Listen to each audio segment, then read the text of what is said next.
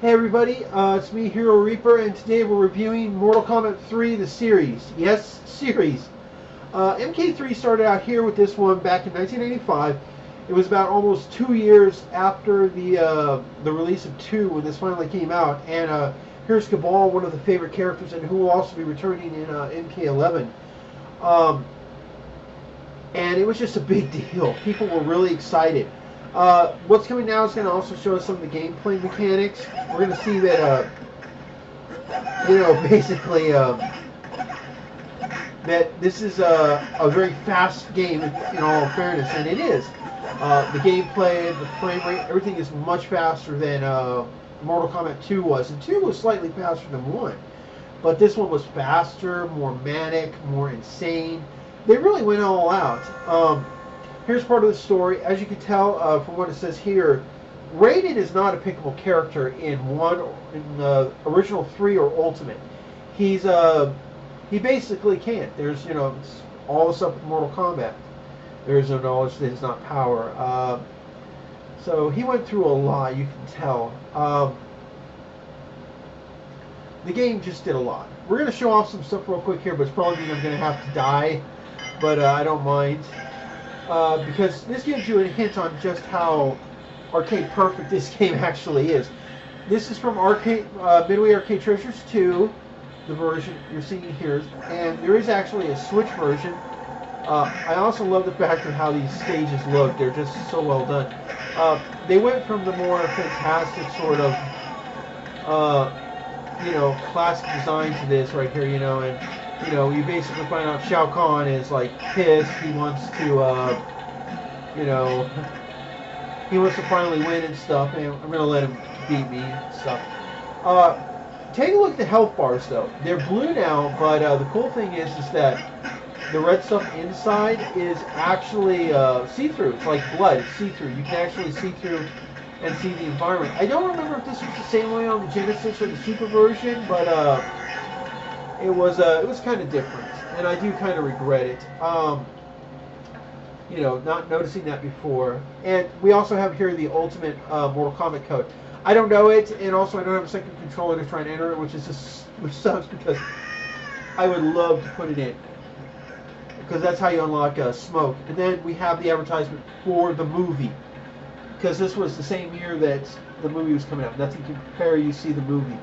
And I remember this in arcades. It was a nice little advertisement that, hey, guess what? There's a movie coming as well. And I think I'm going to review the movie next. That'll probably be next week in April, the first week. It was great. So what about the story, first off? The story did a lot. You had Raiden not being able to do stuff. Shao Kahn's finally figured out how to invade the Earth realm because he had his queen, Sindel, Kitana's mother, resurrected in Earthrealm. This let him cross over and basically invade and do all kinds of evil shit. Great storyline and plot, great design, it worked like a charm. The game is one of the best. The design, the feeling is all just great. It worked well. The combat was faster. There were some problems, of course. People commented on this a lot. I won't really go into too much of the story, but I will say that they really did some stuff. So let's start with the roster, because you went from 3 to Ultimate to Trilogy. First of all, in 1 we had 7 characters, in 2 we had 12, so we had a 5 character increase. Unfortunately, in this one, you start out with a 14 character roster, which means you only get 2 more increase. And guess what? The 15th character is locked behind that Ultimate code you saw. So, and that 15th character was Smoke, who was one of the hidden characters in MK2. So that automatically creates a lot of problems. All hell just broke loose because of that. You had so many characters did not return from both 1 and 2 that it really kind of made a couple of fans mad. I remember hearing people bitching and complaining in the arcade, and then even on home video. For example, Raiden, Scorpion, which I still don't understand why Scorpion wasn't in it, and Johnny Cage did not return for this game. In fact, Raiden and Johnny Cage didn't even return for a good long while until Trilogy. That was how serious it was. You did luckily have Rich DiVinzio, who plays Kano here, who played him in the original game and also played Baraka coming back. So there was that. And then in 2's case, so many characters did not return. You didn't have Reptile, Sonya, Melina, Katana, Jade. So many characters didn't come back, including, it was just a massive roster problem. You did have, as you saw, Kung Lao, Jax come back, but it was still a massively reduced roster. And, but the one good thing that did come out of this is you did get a lot more fan favorites of new characters. And as you can see here, we have quite a few. We have Liu Kang, Cabal, Stryker, Sub-Zero, Nightwolf, Jax, Sonya, Kung Lao. I mean, wow, a lot of those are originals, but a lot of those are brand new characters. And Cabal became a fan favorite. Stryker's kind of on the fence. A lot of people do admit that he is pretty cool. He didn't look like a big superhero, but he was still a pretty cool character. Nightwolf, he's a lot of fun to play at times, and he can be pretty brutal. I really like playing him. I just wish there was more characters right off the bat in the third game. But we still got a lot out of this game. There's no denying that. Now it's gameplay. Like I said in the previous videos, shared moveset. It's still there. It's faster though. It's more combat oriented. You now have codes when you're in two-player combat that can change the very structure of the gameplay. The environments are also now all 3D generated, believe it or not. That was actually in an interview. So a lot of the content is actually now 3D. So that came in and affected everything. And it just worked. It did allow them to do a lot of stuff.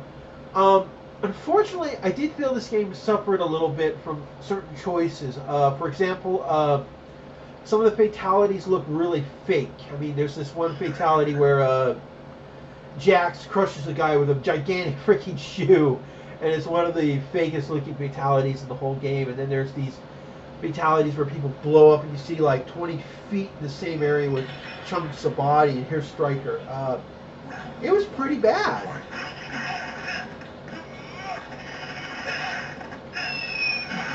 It was pretty bad, and you just got like, holy shit. I mean, it was pretty bad. So there were some that were just great, and there were some that were just terrible.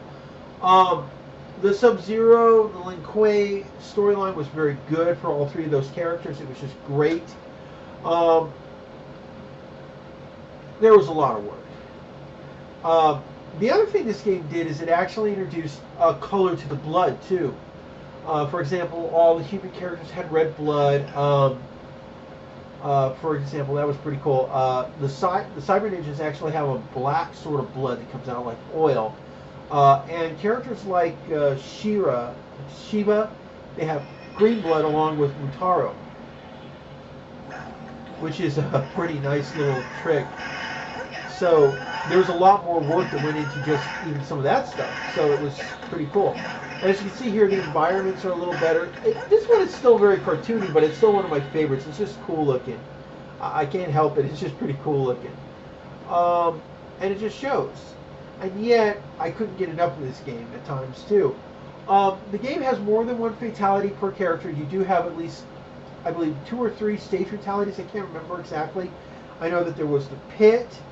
There was a bell tower. That was cool. There was another one, I think, but I can't remember what it was. Then you had the return of friendships and banalities.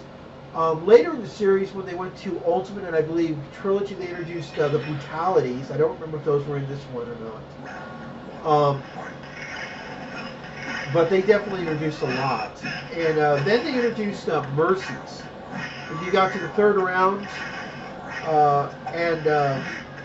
you could perform what was known as a mercy, and your character would actually, your opponent would actually get a little more, bit more health back, and you could fight again. And if you defeated them again, you got to perform an animality, which was pretty cool. So they really did a lot of work. There was a lot of improvements. There was just a lot of everything. They really went off the deep end. This was the last game to be 2D with digitized actors. After this, everything went 3D. While everybody's like, well, what about Mythologies? Mythologies was an adventure game with much of the MK fighting genre in it. And people have commented on that there were certain elements of that game that worked, that were good. I owned a PlayStation 1 copy of the game, but even I'll admit, there were times I wanted to chuck the disc across the room. That was how bad it was at times. Yet, I still liked it. I was glad I picked up a PlayStation copy and not an N64 copy because the cutscenes are on the PlayStation disc, and you have to play through. It's like the first story mode, basically. I loved it. Rich DeVizio, he became Quan Chi. He was on the cabinets of the arcade games and stuff. Also, I've noticed that the 1-Up arcade guys, and they sell these at Walmart. They're going to be doing Mortal Kombat 2 and I believe the Ultimate or series for MK3 soon in their arcade cabinets. So I'm like thinking, wow, that's cool, and it is actually a cool idea. I mean, you'll get to play the game in an arcade cabinet. That's pretty cool. That's what I went through when I was a kid to play these games, and it was cool. I mean, don't get me wrong, I have a nice big 40-inch high definition widescreen TV to put these on, and they look just great. So I'm not complaining a bit. And I can play to my heart's content. It's pretty good. But even I'll admit, this is still a tough ass game, and so is 2. 3 just kept getting better and also a little weirder. And I think it really went away from being more realistic and went more cartoonish. But I understood why too. That still affects the game to this day. I'm sorry to say, but 3 series from 3 Ultimate to Trilogy really worked. You first of all had a good story. You had decent, very good combat. It evolved. Then you just had it constantly getting better, and the characters were actually fun. I wanted to play these characters. Whether it was Shiva or Cyrax and Saktor, Sub-Zero, Cabal, even to a degree Sonya and Jax. They were my favorites. Kung Lao and Nightwolf were more fun, and Stryker, believe it or not, he could kick some butt. As for Liu Kang there, he was pretty cool. I mean, it had its moments, and you were pretty happy.